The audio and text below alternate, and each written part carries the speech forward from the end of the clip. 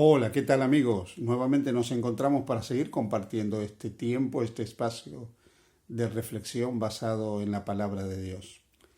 En el Evangelio de Juan, en el capítulo 4, desde el versículo 43 al versículo 54, encontramos una historia donde se habla de un milagro de sanidad que hizo Jesús. Uno de los tantos milagros de sanidad, pero encierra una lección que nos puede ayudar a cada uno de nosotros.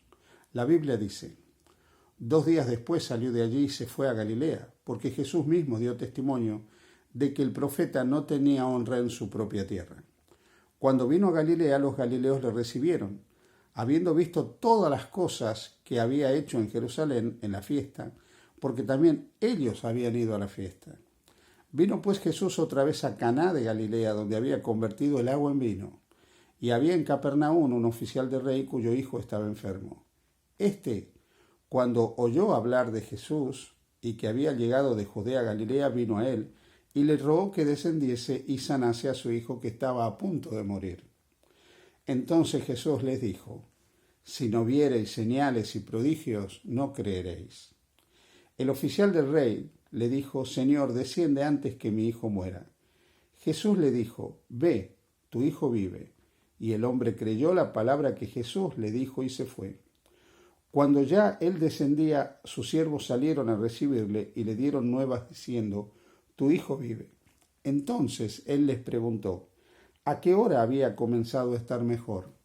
Y le dijeron: ayer, a las 7 le dejó la fiebre.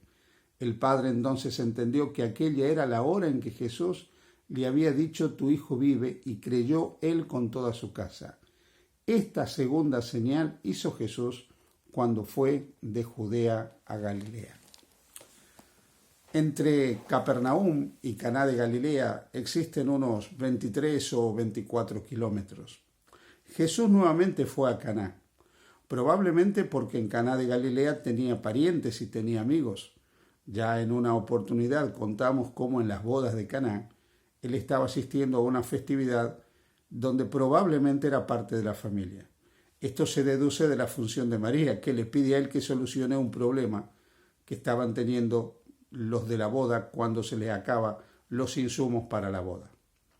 Así que Jesús está ahora a 23 o 24 kilómetros de Capernaum, está nuevamente en esa ciudad que era reconocida por él y donde ya habían visto que en otra oportunidad él había hecho un milagro.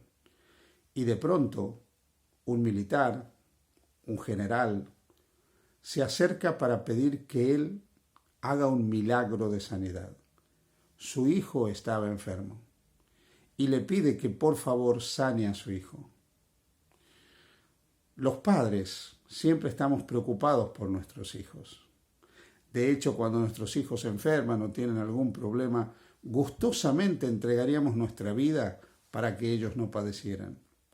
Cuán preocupado debe haber estado el padre de este joven, cuán ansioso debe haber estado, cuán angustiado debe haber estado, que fue a buscar a Jesús para que él hiciera un milagro. En los días de Jesús, las enfermedades que hoy son tratadas con un simple antibiótico podían ser mortales. La mayoría de las personas moría por enfermedades infecciosas que hoy son perfectamente tratables. Hay que recordar de paso aquí que a lo largo de los siglos la medicina y la ciencia han hecho avances espectaculares. Si no fuera por los avances que permitieron descubrir la penicilina, descubrir las vacunas y descubrir otros tratamientos de orden científico, tecnológico, que han permitido a la ciencia intervenir en el cuerpo del hombre, la verdad que el promedio de vida de la humanidad seguiría siendo bajo. Durante siglos las personas no vivían más de 30 o 40 años. Y no era diferente en la Palestina del siglo I de la era cristiana. Así que este hombre, con su hijo que probablemente tenía una enfermedad infecciosa porque tenía fiebre, estaba tremendamente angustiado porque probablemente sería una enfermedad mortal. Pero él va a Jesús. Va a Jesús en busca de ayuda, para que Jesús obre. Él sabía que Jesús había hecho señales poderosas ya. Los de Caná de Galilea ya lo habían visto transformar el agua en vino en una boda. Pero hay algo de Jesús que es sorprendente. cuando Él dice, si no viereis señales y milagros, no creeréis. Lo segundo que impacta del relato es la forma en que Él sana al hijo de este hombre, de este militar, y el momento. Dejadme hablar brevemente de las dos cosas. Lo primero, muchos seres humanos, aún creyentes, están dispuestos a creer si ven. La mayoría de las personas en este mundo dicen, si no veo esto o aquello, no creo. Pero muchos creyentes son igual. Si no ven de una manera directa la intervención de Dios, o Dios no responde de una manera determinada a sus peticiones, a sus oraciones, no creen. En este sentido, creen que Dios debe ser un ser que está atento a sus necesidades y responder conforme a la voluntad de ellos, cuando en realidad los seres humanos tenemos que siempre pedir y aceptar la voluntad de Dios, porque en última instancia Dios sabe lo que es mejor para cada uno de nosotros. Pero muchos no están dispuestos a creer si no ven señales y milagros. Esta clase de cristianos, aquellos cristianos que en última instancia alimentan su fe por los sentidos, alimentan su fe de manera sensorial, alimentan su fe sobre la base de la experiencia subjetiva de lo que experimentan, de lo que sienten, de lo que ven, son cristianos que pueden estar sujetos finalmente a apartarse del Señor si no ven esos prodigios, esas señales o aquello que ellos anhelan ver. Lo segundo que sorprende del acto de Jesús es la forma en que Él sana. Este hombre, este militar, no necesitó pedirle a Jesús infinidad de veces que sanara a su hijo. No necesitó acercarse una y otra vez a Jesús para que Jesús, cansado de atenderlo, finalmente sanara a su hijo. Bastó una vez. Bastó con que él se acercara una sola vez a Jesús para que Jesús hiciera este milagro. Así pues, algo que nos muestra esto es que cuando nosotros vamos al Señor en busca de su intervención, no necesitamos agobiarlo, permitidme utilizar esta expresión, agobiarlo para que Él obre. Él conoce nuestras necesidades. Más bien debiéramos entregarnos completamente a Él, con absoluta confianza, con certeza plena, seguros de que Él obrará y obrará de la mejor manera posible. Este hombre, cuando volvió a su casa, preguntó a qué hora su hijo había empezado a sanar, y le dijeron la hora, ayer, a determinada hora, y él se dio cuenta que esa era la hora en que él había estado hablando con Jesús y le había estado pidiendo a Jesús que interviniera. Jesús escuchó el ruego de este padre y en el momento que escuchó el ruego, obró la sanidad para su hijo.